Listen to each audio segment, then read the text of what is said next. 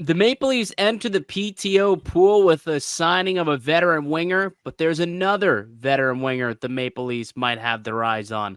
We'll discuss who that is on today's edition of the Locked On Leafs podcast, part of the Locked On Podcast Network. It's your team every day.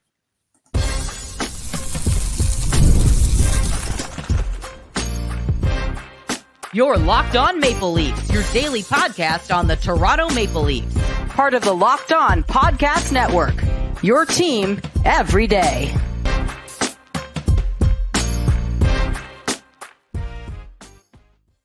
Hello and welcome into the Locked On Leafs podcast, a daily Maple Leafs centric podcast hosted by myself, Mike DiStefano, and my co-host, Dave Morassutti. Today's episode is brought to you by Game Time. Download the Game Time app, create an account, and use the code LOCKEDONNHL for $20 off your first purchase. Terms apply. Download Game Time today. What time is it? Game time. What's going on, Dave? How you feeling on a Wednesday? Pretty good. You know that hockey's coming back where the football season is in full effect. I know you and I had a few NFL drafts. I still got one more to do. I don't know how many more you got left. I'm in 4 leagues, and today I finished the final 2. I had to do both at the same time. There was a 30-minute time difference, but they take like an hour and a half, so there was overlap, and it was very difficult. But I'm done. I've done all 4 of my drafts. Now it's time to see what the team can do. Right? Time to see what the team can do. But like Labor Day's come and gone, which means, it's almost like the unofficial start of the following season, even for hockey. Like a lot of the insiders are back.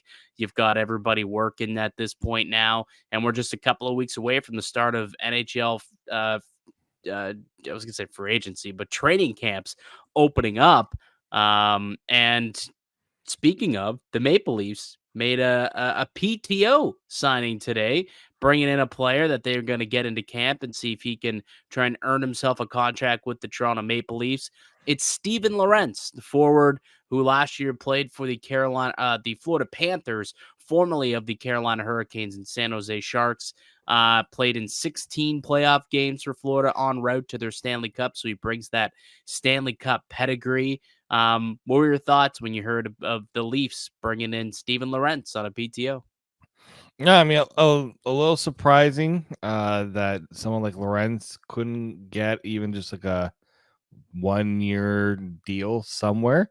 I mean, I'm not saying that he's just like a great player that people like teams missed out on, but I mean, again, you see the experience right there. Went on the Stanley Cup run. A very versatile player, can play. I think he can play all 3-4 positions. He's played center. He's played left wing. Really good defensive player, for like pretty decent for what he's asked to do. Plays a lot defensively. I know he didn't play a whole lot in Florida, but I mean, you get a guy with that's able to crack that lineup, especially in that, given how Florida plays, it's worth at least a PTO. He didn't even register on my radar, so maybe there's something there that maybe we don't know about that he can offer. Yeah, I mean, I'm just taking a look at his resume. He's spent the last 4 years in the NHL, so he's not a guy who's been a tweener. He's been in the NHL for the last 4 seasons without having to dip down back into the minors. He's played 230 games, just 21 goals, 22 assists for only 43 points in that time, 42 PIMs also with throughout his career. Or maybe it was just this season. I might have did that wrong. I think he maybe had 42 PIMs this year specifically. But he splits that with Carolina, San Jose, and Florida. Like you said, more of a fourth line guy, and that's really what he's coming to compete for. He's not competing with the Toronto Maple Leafs to be a top 9 player. He's not going to be on their top line, top 6, and honestly not even really competing for a third line role. He's strictly a guy who can come in and just give you reliable fourth line minutes. Can he give you 10, 11 minutes of mistake-free hockey is kind of what you're looking for out of a guy like Steven Lorentz. He was able to do that for the Florida Panthers for a little bit this season. And even looking at over his career, like I'm taking a peek at his hockey DB, he's got double the amount of takeaways than he does giveaways. So, somewhat responsible with the puck and hounds it when he doesn't have it on his stick to try and get it back for his team. So that's obviously something that I would imagine Craig Berube really likes in a player, especially a fourth line player at that. And look, I think you look at last year. The fourth line was a liability for a majority of the season. So I think it makes sense to kind of build it around guys who aren't going to be that, guys who are responsible. Not that you want to always have them out there in a matchup line against top units, but when they get stuck in the defensive end for a D zone faceoff, they're not swimming. And a guy like Steven Lorentz won't swim, right? He can get you by in a situation like that. So we'll see. Again, not guaranteed a contract, not guaranteed a roster spot. It's a PTO, professional tryout. So he'll come into camp and he'll compete. I'm curious who you believe, like who his competition would be at this point, who he's got to maybe beat out or keep up with throughout training camp. I mean, that's a really good question because I was actually on Offside Hockey Talk yesterday with our buddy James, and we were talking about, like, who are some of the guys that kind of fell last year and didn't really have a good year. And, David Kampf didn't exactly play great last year. He, based on what the expectations were after getting, the pay raise and all those things. Now, do I think David Kampf's job is on the line? I don't think so, not just yet. But at the same time, like, he's getting paid a lot of money. He's gonna have to start earning that paycheck. So someone like to push a guy like him, I think that's someone I look at just because of what he plays and with the position he plays and how much he's getting paid. So you think maybe like you bring in a guy like Steven Lorentz and that makes him expendable to try and trade out? Is that what you're referring to? I could see that. Yeah. I think, Yeah, possibly. the problem is, because like you trade away David Kampf, it's like, all right, who goes in his spot? You need someone that you feel comfortable doing that. The thing is, do you feel comfortable with Steven Lorentz being your fourth line center for all 82 games? I don't know. Yeah. I mean, for me, I think he's more winger depth. To be perfectly honest with you, I think he'll come in and probably compete more so with a Connor Dewar, with a Pontus Holmberg. I mean, I guess if Nick Robertson ends up signing and coming back to the team, if he gets that contract dealt with, probably gonna battle with him for one of those spots on the left wing.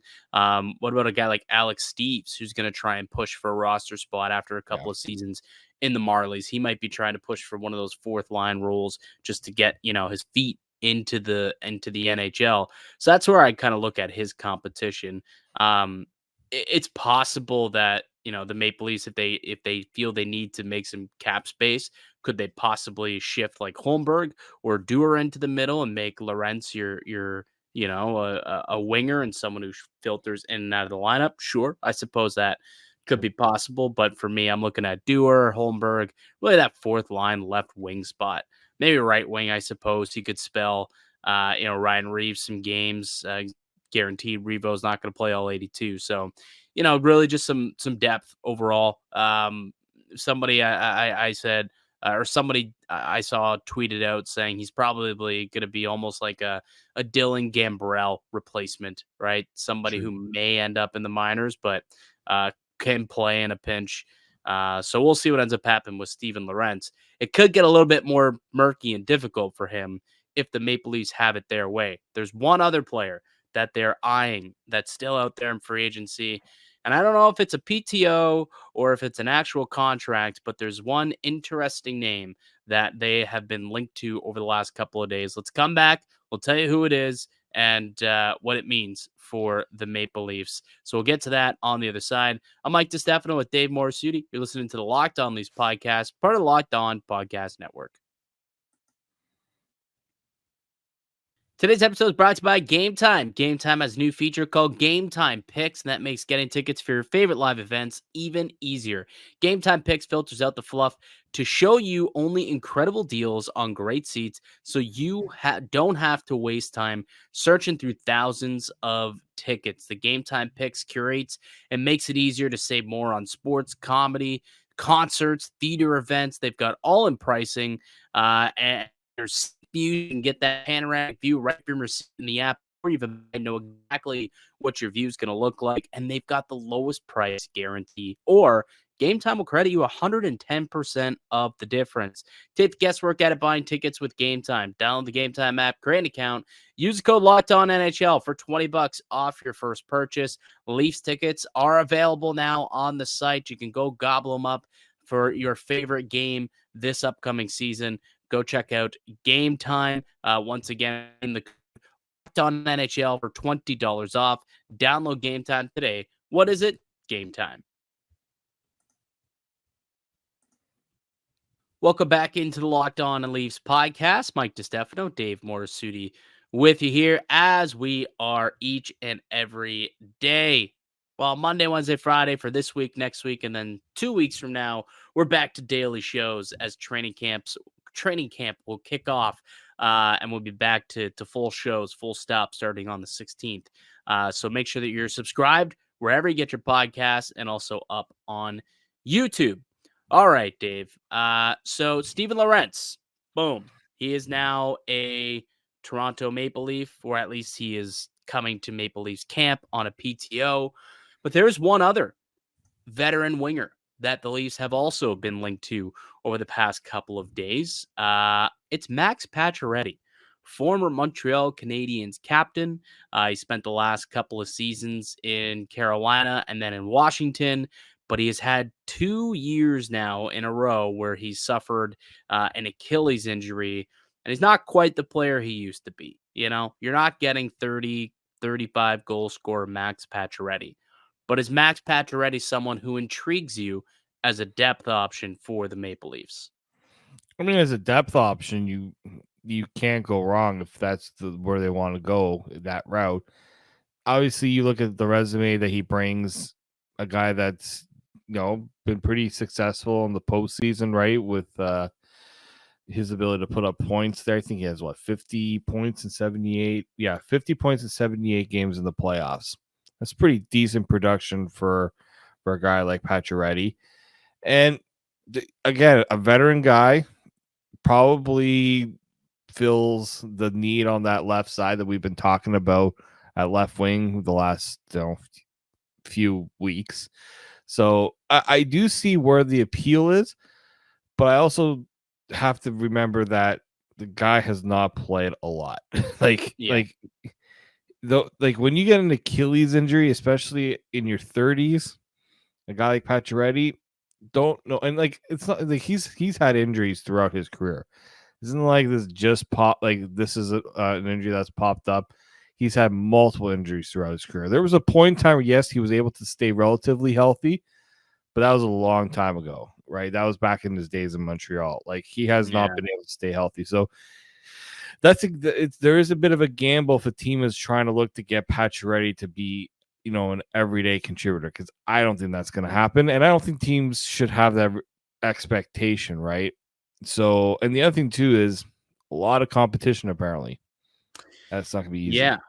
Yeah. A few teams reportedly interested in bringing in Max Pacioretty. The Maple Leafs, obviously one of them. The Detroit Red Wings, another one that's been reported to be interested in Max Pacioretty. So I would imagine it's not a PTO situation. I would think he's looking for a loaded and locked in deal. Now, he's made a lot of money throughout his career, so I don't know if it's going to be highest bidder gets his services.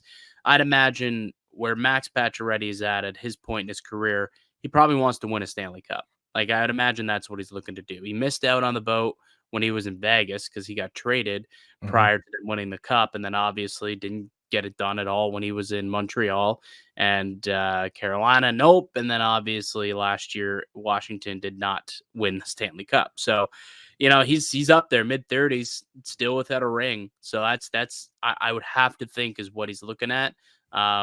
So depending on the other teams that are interested, were there any besides the Red Wings? Was there other teams that got leaked?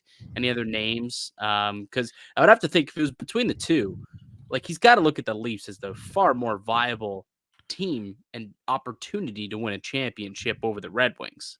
Absolutely, right? And so I didn't see a lot. I didn't see other than the Leafs and Red Wings as among the teams.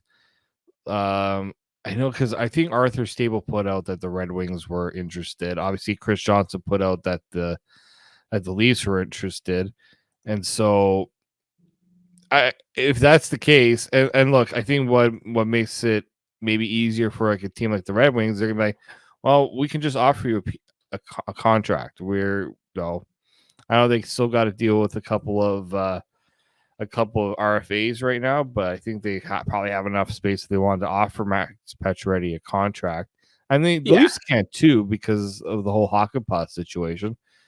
You know, they're not exactly like struggling with cap space right now.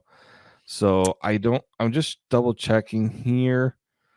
Yeah, I don't think there's any other team really, unless there's like a team like Utah or like Chicago. Well, there could be a dark horse team that we don't know about that just hasn't been reported yet, right? Like a Colorado could be interested in bringing him in just as a depth piece, and it just hasn't been talked about or reported heavily, but that could be the case. I know when I heard Chris Johnston reporting on it, he did say multiple teams were interested in Max Pacioretty. So I don't know if he was just trying to like temper expectations for Leaf fans, thinking that things were close, but that was what he did say in his report.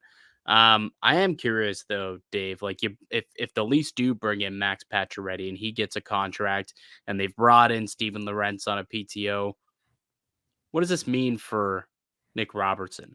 Like, or what does this mean with the Nick Robertson situation? I mean, could this be telling us that maybe Robertson truly is going to be digging his heels in, and they're preparing for it, and maybe talking around the league to some teams, and maybe Robertson won't ever suit up for the Maple Leafs again? It just, to me, it just says that the Leafs are considering those other options, and there are other options that they're willing to explore, right? Nick Robinson's not exactly like I think they're trying to make it like Nick Robinson's not the only option we're going to consider, right?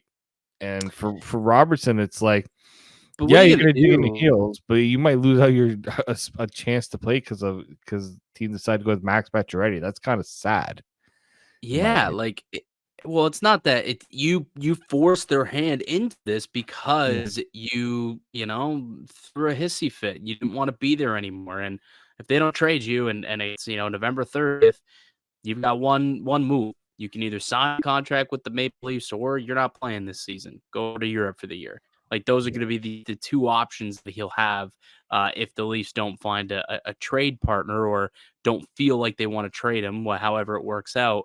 But if he costs himself opportunity because of this, I mean, it's just going to be egg on his face, realistically. So we'll Mhm. see what ends up happening. It'd be interesting if all three of these players end up in camp: Max Pacioretty, Steven Lorentz, and they figure it out with Nick Robertson. It'll be crowded. It'll be a little bit crowded. Easton Cowan's going to be obviously in the mix also to try and get a top 9 role in camp. Connor Dewar's going to be there. Pontus Holmberg, Steves, we just mentioned. All these players are going to be looking for opportunity to be an everyday player for this team. And Robertson, by not signing, is just increasing the competition for himself. So I don't know. It's going to be a fascinating couple of weeks. We'll see what ends up happening there, and we'll see what ends up happening with Max Pacioretty. I'd be on board to bring him in as a depth piece, come in, be a kind of a fourth line player, good locker room veteran. So Patches would be a nice little addition for the Maple Leafs if they can make that work. A massive contract was signed elsewhere in the country. Leon Draisait, 8 more years in Edmonton. It was a whopping deal that now will overtake Auston Matthews as the highest paid player in the NHL next season. Let's talk about the deal and what it means for the Oilers on the other side. It's Mike DiStefano and Dave Morassutti. You're listening to the Locked On Leafs podcast, part of the Locked On Podcast Network. It's your team every day.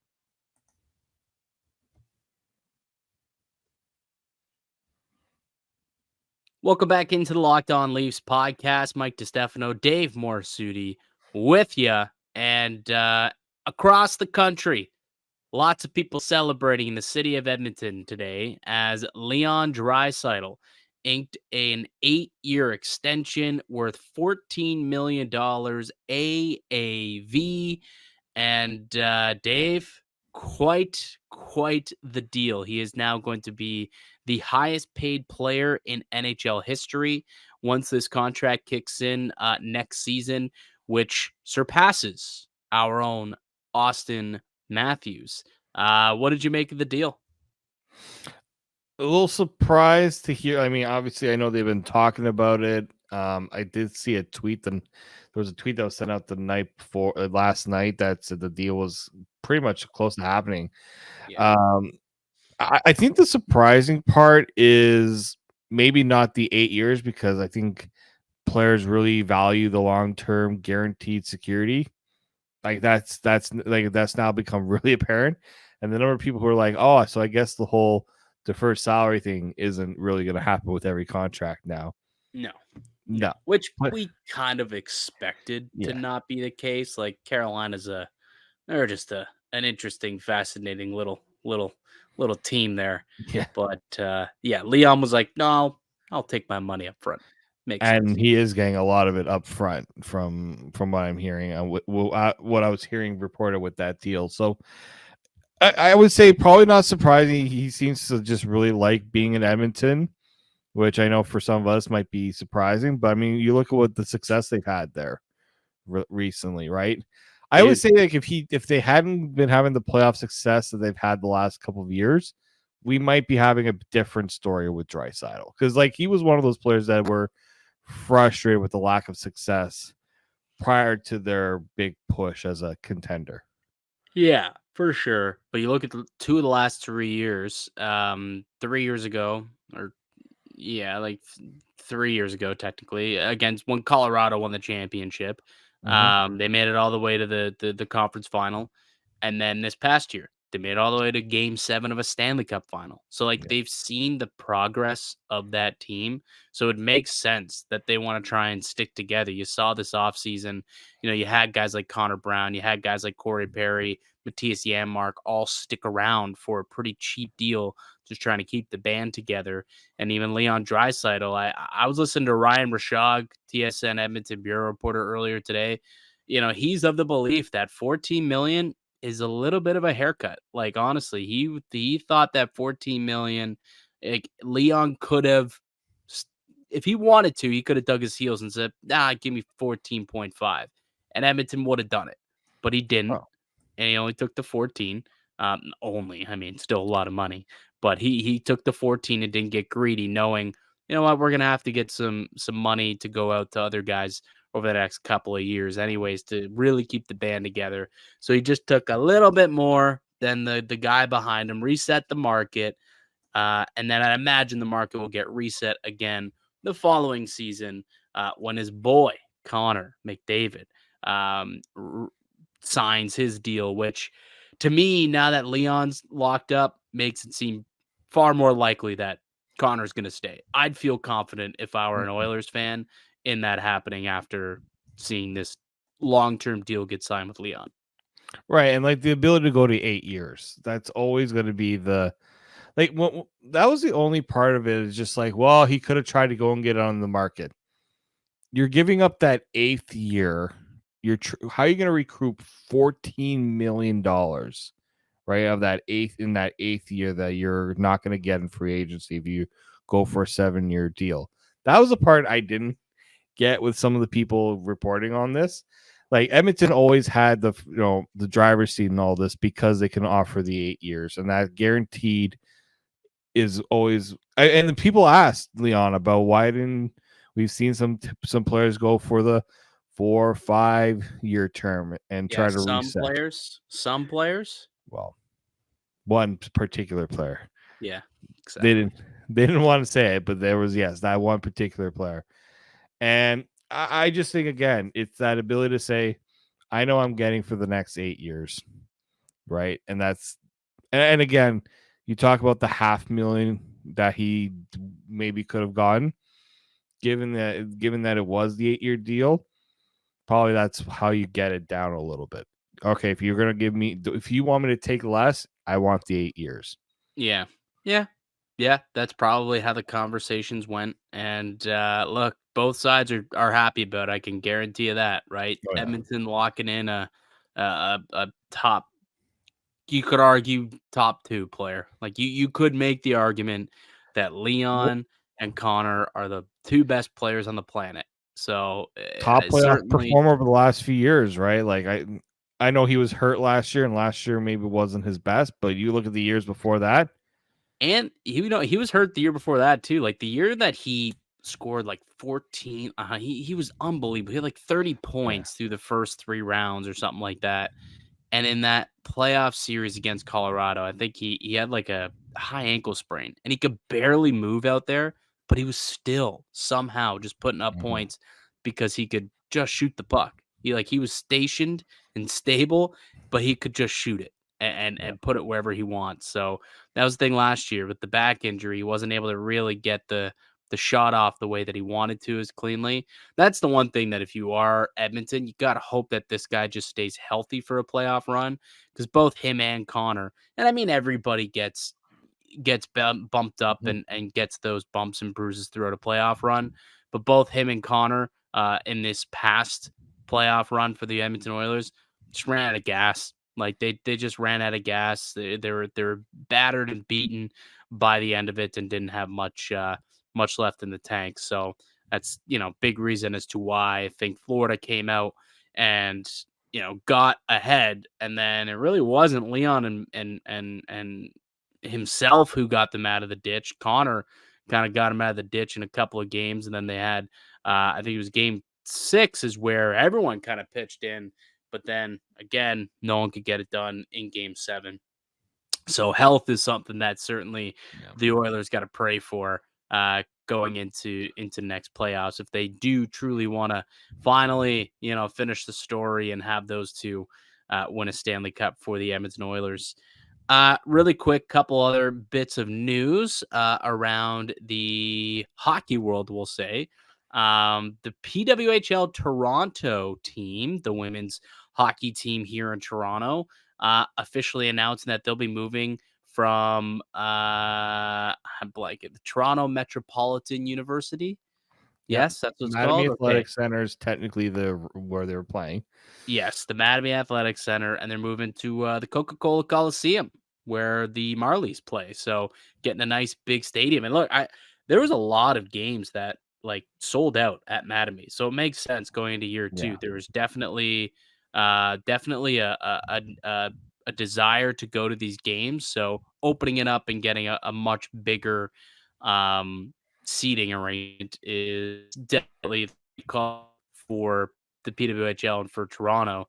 My question, Dave, like, when are we gonna get team nicknames and jerseys for these guys? Like, we're into these gals, rather. We're into year 2. I thought that was coming year 2. Yeah, I don't know. I haven't heard anything about that, and I'm surprised because you're missing out on the marketing opportunities, right? Like Yeah.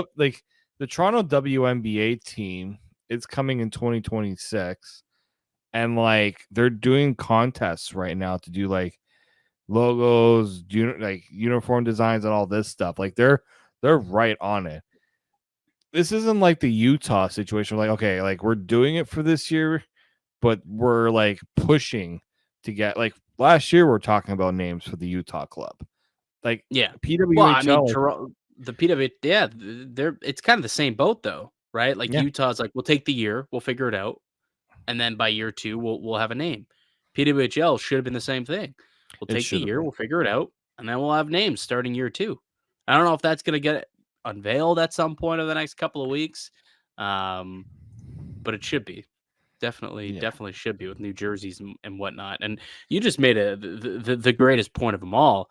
the marketing aspect and like the merchandising aspect of doing this would be, worth getting it done as quick as possible, one would think. Um, I don't know, that's my 2 cents on that one. Like, there's a market here. Like, they're moving. They're part of the reason why they're moving too is all their playoff games at Coca-Cola Coliseum last year were sold out, right? Yeah. 8,500 every game. There's a market for this team, right? Yep.